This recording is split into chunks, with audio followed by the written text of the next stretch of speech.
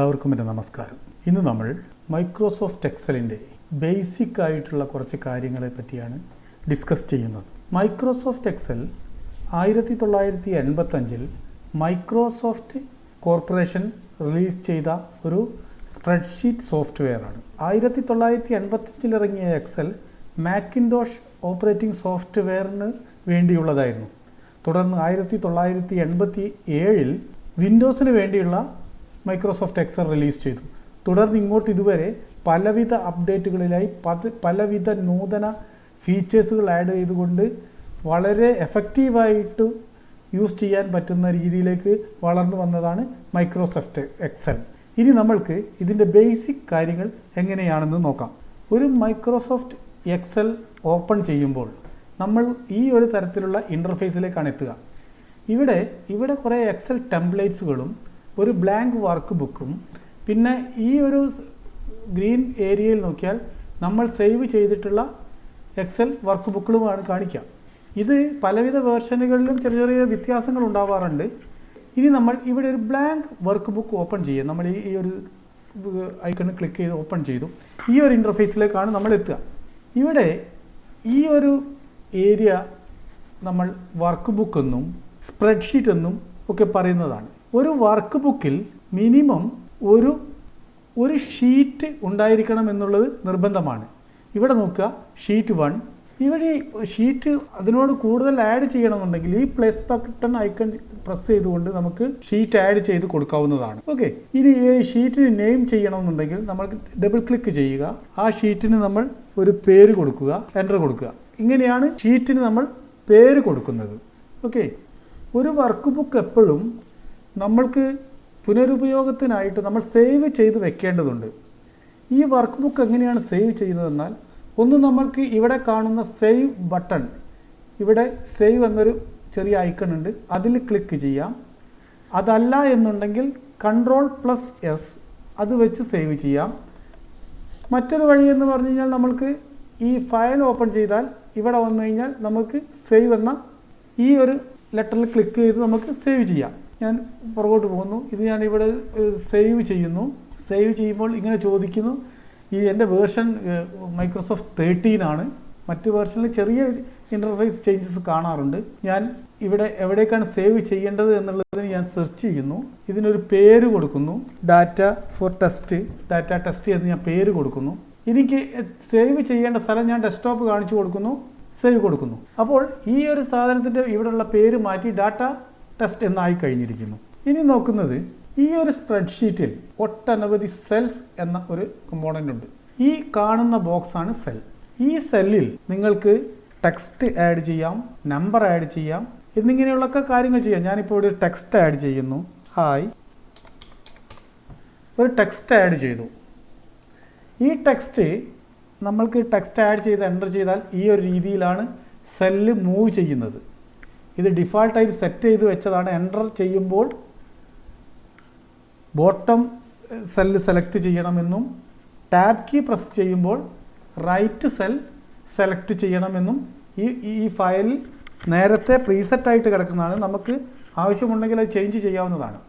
Okay, ഞാനിവിടെ ഈ കൊടുത്തിരിക്കുന്നതിന് നമ്മൾ ടെക്സ്റ്റ് എന്നാണ് പറയുക. ഈ ഒരു ടെക്സ്റ്റിൽ ഇനി നിങ്ങൾക്ക് മറ്റൊന്ന് ആഡ് ചെയ്യണമെന്നുണ്ടെങ്കിൽ ഡബിൾ ക്ലിക്കോ അങ്ങനത്തെ കാര്യങ്ങളൊന്നും ചെയ്യേണ്ട ആവശ്യമില്ല. നിങ്ങൾക്ക് റീറൈറ്റ് ചെയ്യാവുന്നതാണ്. ഓക്കെ, ജസ്റ്റ് ടൈപ്പ് ചെയ്താൽ മാത്രം മതി. ഇപ്പോൾ ഇവിടെ കൊടുത്തിരിക്കുന്നത് ഞാൻ നേരത്തെ പറഞ്ഞല്ലോ, ഇത് ടെക്സ്റ്റ് ആണെന്നുള്ളത്. ഇനി ഇതിന് നമ്മൾക്ക് ഫോർമുല എന്ന ഒരു ഐറ്റം നമുക്ക് നോക്കാം. അതായത് എക്സലിൽ ഒരു ഫോർമുല എന്ന് പറയുന്നത് നമ്മൾ ഈക്വൽ സൈനിൽ ആണ് തുടങ്ങുക. ഈക്വൽ, ഞാൻ ഈ ഒരു ഡാറ്റ എന്ന സെല്ല് സെലക്ട് ചെയ്യുന്നു, എൻ്റർ കൊടുക്കുന്നു. ഓക്കെ, കാണാലോ ഈ ഡാറ്റ ഇങ്ങോട്ട് മാറിയിട്ടുണ്ട്. ഇവിടെ കാണുന്നത് ഇത് ടെക്സ്റ്റാണ്, ഇവിടെ ഇത് ഫോർമുലയാണ്. ഓക്കെ, ഈ ഒരു ടെക്സ്റ്റിന് അല്ലെങ്കിൽ ഈ ഒരു സെല്ലിന് ഒരു സെൽ അഡ്രസ്സ് ഉണ്ട്. എന്താണ് സെൽ അഡ്രസ്സ്? ഇവിടെ നിങ്ങൾക്ക് നോക്കിയാൽ കാണാം, ഈ സെല്ല് ക്ലിക്ക് ചെയ്ത് നമ്മൾ ഹൈലൈറ്റ് ചെയ്യുമ്പോൾ ഇവിടെ ഡിയും അതുപോലെ 5ഉം ഹൈലൈറ്റായി കിടക്കുന്നത് കാണാം. ഇത് തന്നെയാണ് ഈ സെൽ അഡ്രസ്സ് എന്ന് പറയുന്നത്. D5 D5 എന്ന് പറഞ്ഞാൽ ഈ കോളത്തിൻ്റെയും ഈ 5th റോയുടെയും ഇൻ്റർസെക്ഷനാണ് ഈ സെൽ. അതായത് ഒരു കോളം ഒരു റോയും കൂടി ഇൻ്റർസെക്റ്റ് ചെയ്യുന്ന ഏരിയയാണ് സെല്ല്. അത് തന്നെയാണ് സെൽ അഡ്രസ്സ്. കോളം എല്ലാം ലെറ്ററുകളിലും പേര് കൊടുത്തിരിക്കുന്നു, റോയ്ക്ക് നമ്പറുമാണ് എക്സലിൽ ചെയ്തിരിക്കുന്നത്. അപ്പോൾ A1 എന്ന് പറയുന്നത് ഈ എക്സൽ ഷീറ്റിൻ്റെ ഏറ്റവും ഫസ്റ്റ് സെല്ലാണ്. ഇനി നമ്മൾക്ക് ഇവിടെ നോക്കിയാൽ ഈ ഡാറ്റ എന്ന് കാണുന്ന ഈ ഒരു ഭാഗത്തെ നോക്കുക. ഇവിടെ ഇത് ഫോർമുല ബാർ എന്ന് പറയും. ഈ ഒരു പാർട്ടിനെ നമ്മൾ ഫോർമുല ബാർ എന്നാണ് പറയുന്നത്. നമ്മൾ ഈ സെല്ലുകളിൽ എഴുതുന്ന എന്തും നമ്മൾക്ക് അവിടെ കാണാൻ പറ്റും. നോക്കുക, ഞാനിത് ലെഫ്റ്റ് ആരോ കീ കൊടുത്തു, ബ്ലാങ്ക് സെല്ലിൽ പോയി, ഇവിടെ ഒന്നുമില്ല. ഈ ഫോർമുല ബാറിൽ നോക്കിയാൽ നമ്മൾക്ക് ഈ സെല്ലിൽ എവിടെ എന്ത് എഴുതിയിട്ടുണ്ടോ, ഏത് ഫോർമുല അപ്ലൈ ചെയ്തിട്ടുണ്ടോ അതെല്ലാം കാണുക ഈ ഫോർമുല ബാറിലാണ്. ഈ ഫോർമുല ബാറിൻ്റെ ലെഫ്റ്റായിട്ട് ഇവിടെ ഒരു നെയിം ബോക്സ് എന്നൊരു ബോക്സ് കാണാം. ഈ നെയിം ബോക്സിൽ F9 എന്ന് ഡിസ്പ്ലേ ചെയ്തിരിക്കുന്നത് ശ്രദ്ധിച്ചിരിക്കുമല്ലോ. ഈ F9 എന്താണ്? നമ്മൾ ഇവിടെ സെലക്ട് ചെയ്ത് വെച്ചിരിക്കുന്ന സെല്ലിൻ്റെ സെൽ അഡ്രസ്സാണ് F9. അല്ലെങ്കിൽ മറ്റൊരു തരത്തിൽ പറഞ്ഞാൽ ആക്റ്റീവ് സെൽ എന്ന് പറയും. ആക്റ്റീവ് സെൽ എന്ന് പറയുന്നത് നമ്മൾ ആക്ടിവേറ്റ് ചെയ്ത് വെച്ചിരിക്കുന്ന സെൽ, അതായത് സെലക്ട് ചെയ്ത് വെച്ചിരിക്കുന്ന സെൽ. ആ സെല്ലിൻ്റെ അഡ്രസ്സായിരിക്കും ഇവിടെ കാണുക. മറ്റൊരു തരത്തിൽ ചെയ്യാൻ പറ്റുന്നത്, നമ്മൾക്കൊരു മറ്റൊരു സ്പെസിഫിക് സെല്ലിലോട്ട് ജമ്പ് ചെയ്ത് പോകണമെന്നുണ്ടെങ്കിൽ സ്ക്രോൾ ചെയ്ത് പോകുന്നതിന് പകരം നമ്മൾക്ക് ഈ ഒരു നെയിം ബോക്സ് ഉപയോഗിക്കാവുന്നതാണ്. ഞാനിവിടെ ഒരു എക്സാമ്പിൾ തരുന്നു. A100 ഇവിടെ കൊടുക്കുന്നു, എൻ്റർ കൊടുക്കുന്നു. നോക്കുക, ഇവിടെ A100 സെലക്ട് ആയിട്ടുണ്ട്.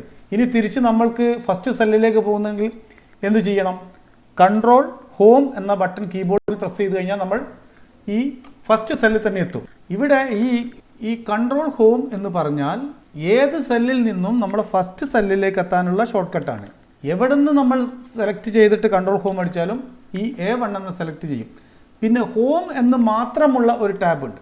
ആ ഹോം മാത്രം നമ്മൾ സെലക്ട് ചെയ്യുകയാണെങ്കിൽ നേരെ ആ ഏത് റോയിലാണോ ആക്ടിവേറ്റ് ചെയ്തിരിക്കുന്നത് ആ റോയുടെ A എന്ന കോളത്തിലേക്ക് അല്ലെങ്കിൽ ഫസ്റ്റ് കോളത്തിലേക്ക് അത് എത്തിച്ചേരും. ലൈനിൻ്റെ ഈ റോയുടെ ഫസ്റ്റ് എൻഡിലെത്താൻ ഹോം ചെയ്യുക. ഈ ഒരു സ്പ്രെഡ്ഷീറ്റിൻ്റെ ഫസ്റ്റ് സെല്ല് സെലക്ട് ചെയ്യാൻ കൺട്രോൾ ഹോം പ്രസ് ചെയ്യുക. അടുത്തതായിട്ട് നമ്മൾക്ക് മൾട്ടിപ്പിൾ റോസ് സെലക്ട് ചെയ്യാം, മൾട്ടിപ്പിൾ കോളംസ് സെലക്ട് ചെയ്യാം. ഇതെങ്ങനെയാണ് ചെയ്യുന്നതെന്ന് പറഞ്ഞു കഴിഞ്ഞാൽ മൗസിൽ ലെഫ്റ്റ് ബട്ടൺ പ്രസ് ചെയ്ത് ഡ്രാഗ് ചെയ്ത് കൊടുക്കുകയാണ് സാധാരണ ചെയ്യുന്നത്. നമുക്ക് ഡ്രാഗ് ചെയ്ത് കൊടുത്താൽ ഈ മൾട്ടിപ്പിൾ കോളംസും മൾട്ടിപ്പിൾ റോസും നമുക്ക് സെലക്ട് ചെയ്യാൻ പറ്റും. ഇനി നമ്മൾക്ക് ഇങ്ങനെ ഒരു സെല്ലിൽ സെലക്ട് ചെയ്ത് കിടക്കുന്ന സമയത്ത് ഈ കോളം സെലക്ട് ചെയ്യാൻ, ഈ എൻ്റയർ കോളം സെലക്ട് ചെയ്യാൻ നമ്മൾക്ക് ഷോർട്ട് കട്ട് കീ ഉള്ളത് കൺട്രോൾ സ്പേസ് ബാർ ആണ്. കൺട്രോൾ സ്പേസ് ബാർ ചെക്കിയാൽ ഇങ്ങനെ എൻ്റയർ കോളം സെലക്ട് ആവും. പിന്നെ മൾട്ടിപ്പിൾ കോളം സെലക്ട് ചെയ്യാൻ ഷിഫ്റ്റ് പ്ലസ് റൈറ്റ് ആരോ ഇത് കൊടുത്തു കഴിഞ്ഞാൽ നമുക്ക് മൾട്ടിപ്പിൾ കോളംസ് സെലക്ട് ചെയ്യാൻ പറ്റും. ഇനി ഇതിൻ്റെ ഈ രണ്ട് ഡാറ്റയുടെ ഇടയ്ക്കുള്ള ഈ ഒരു കോളത്തിൽ നമ്മൾക്ക് കോളം ഇൻസേർട്ട് ചെയ്യണമെന്നുണ്ടെങ്കിൽ സെലക്ട് ചെയ്യുക, റൈറ്റ് ക്ലിക്ക് ചെയ്യുക, ഇൻസേർട്ട് കൊടുക്കുക. ഇൻസേർട്ട് കൊടുത്തു കഴിഞ്ഞാൽ കോളം ആഡ് ആവും. അതിനുശേഷം കൂടുതൽ കോളം വേണമെന്നുണ്ടെങ്കിൽ മറ്റൊരു ഫംഗ്ഷൻ കീ ഉപയോഗിക്കാം. F4 പ്രസ് ചെയ്ത് കൊടുത്താൽ നമ്മൾ ലാസ്റ്റ് ചെയ്തിരിക്കുന്ന ഫംഗ്ഷൻ റിപ്ലിക്കേറ്റ് ചെയ്തുകൊണ്ടിരിക്കും. F4 എന്ന കീ. അടുത്തതായി ഒരു സെല്ലിലുള്ള ഒരു ഡാറ്റയെ മറ്റു സെല്ലുകളിലേക്ക് എങ്ങനെയാണ് ട്രാൻസ്ഫർ ചെയ്യുക എന്ന് നോക്കാം. ഇവിടെ ഈ ഒരു സെല്ലിൽ നമ്മൾക്ക് ഈ സെല്ലിൻ്റെ റൈറ്റ് ബോട്ടം കോർണറിൽ നമ്മളെ മൗസ് ക്ലിക്ക് ചെയ്താൽ ഈ ഐക്കണിൽ മാറ്റം വരുന്നത് കാണാം. ഓക്കെ, ഈ പ്ലസ് എന്ന ഐക്കൺ വരുമ്പോൾ നമ്മൾ മൗസിൻ്റെ ലെഫ്റ്റ് ബട്ടൺ ക്ലിക്ക് ചെയ്ത് താഴേക്ക് ഡ്രാഗ് ചെയ്താൽ ഈ ഡാറ്റയെ താഴേക്ക് ഫില്ല് ചെയ്യാൻ പറ്റും. ഓക്കെ, അതുപോലെ സെയിം സ്ഥലത്ത് നമ്മൾ പ്രസ് ചെയ്തുകൊണ്ട് റൈറ്റിലേക്ക് മൂവ് ചെയ്താൽ എത്ര കോളം വരെ മൂവ് ചെയ്യുന്നോ അവിടത്തേക്ക് ഇത് ഫില്ലായിക്കൊണ്ടിരിക്കും. ഇതാണ് ഫിൽ ചെയ്യുന്ന രീതി. ഇനി നമ്മൾക്ക് ഒരു ഡാറ്റയെ മറ്റൊരു സ്ഥലത്തേക്ക് ഈ ഒരു സെല്ലിൽ നിന്നും മറ്റൊരു സെല്ലിലേക്ക് ഡെസ്റ്റിനേഷൻ മാറ്റണം എന്നുണ്ടെങ്കിൽ നമ്മൾ ഇവിടെ ക്ലിക്ക് ചെയ്താൽ ഈ മൗസ് ഐക്കൺ മാറുന്നത് നോക്കുക. നമ്മൾക്ക് ആ ഡാറ്റയെ ആ ഐക്കണിൽ ഉള്ള സ്ഥലത്ത് പ്രസ് ചെയ്ത് നമ്മൾക്ക് മൂവ് ചെയ്ത് കൊടുത്താൽ ഈ സെല്ല് ട്രാൻസ്ഫർ ആവുന്നതാണ്. മൗസിൻ്റെ ഐക്കൺ ഈ ഒരു പ്ലസ് ചിഹ്നം വരുന്നത്, ഇതാണ് ഇതിൻ്റെ ഡിഫാൾട്ട് സെലക്ഷൻ്റെ മൗസ് ഐക്കൺ. നമ്മൾ എവിടെ സെലക്ട് ചെയ്യുകയാണെങ്കിലും മൗസിൻ്റെ സിമ്പലായിരിക്കും ഉണ്ടാവുക. നമ്മൾക്ക് മറ്റ് പല സ്ഥലങ്ങളിൽ മാറ്റണമെന്നുണ്ടെങ്കിൽ സിമ്പൽ മാറി പ്ലസ് ആവും. നമ്മൾക്ക് ഷിഫ്റ്റ് ചെയ്ത് കൊടുക്കണമെന്നുണ്ടെങ്കിൽ ഈ മറ്റൊരു തരത്തിലുള്ള ഒരു സിമ്പൽ വരും, ഒരു 4 സൈഡ് ആരോ മാർക്കുള്ള ഒരു സിമ്പലായിട്ട് മാറും. ഓക്കെ, നമ്മുടെ ഈ എക്സൽ ഷീറ്റിൽ ഈ A1 എന്ന് തുടങ്ങിയിട്ട് ഏകദേശം 16,000-ൽ-അധികം കോളംസും, അതായത് ഈ രീതിയിൽ 16,000-ൽ-അധികം കോളംസും, ഒരു 10 ലക്ഷത്തിലധികം റോസുമുണ്ട്.